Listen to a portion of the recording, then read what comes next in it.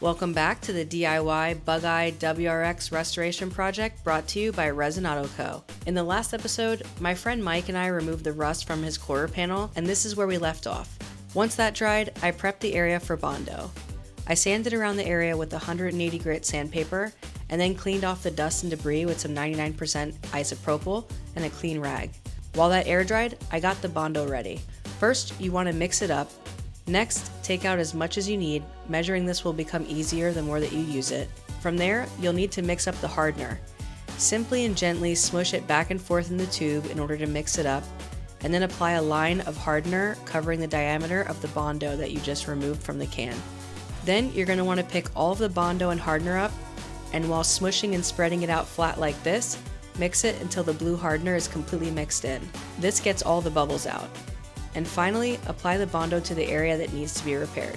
In this case, I'm filling a couple of holes, so I'm pushing the Bondo into the areas where we removed the rust from.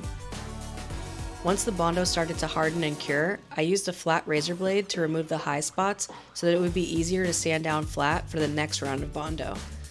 Once it cured completely, I hand sanded it down with 180 grit sandpaper and mixed up the next batch so that Mike could take over and learn. He picked it up right away and did an awesome job. We held the plastic Bondo mixing board here while it cured so that the Bondo would not fall out. Bondo won't stick to plastic, but it will stick to like steel and all kinds of different metals. This allowed us to shape it on the bottom so that the bumper would fit properly and so that we had a consistent wheel well shape. From there, we sanded, cleaned, and Mike went for round 3 of the Bondo. I used my hand with a glove to keep the shape while it cured. It was pretty warm out, so this cured pretty quickly. If it's not warm out, it's not going to cure quickly, so just make sure that you know that before you put your hand there or something else. You'll be standing there for a while. From there, Mike and I took turns sanding and reshaping the area. We had a few low spots that needed to be filled, so I used some glazing putty from 3M, and this stuff works fantastically, and it's super easy to apply. You don't even have to mix it. Here I'm showing Mike how to push the glazing putty into the low spots to get it as flat as possible. From there, using 400 grit sandpaper, we sanded the excess down to make sure that everything was the same level, nice and flat. A few other low spots showed themselves at this point, so I addressed them with the glazing putty.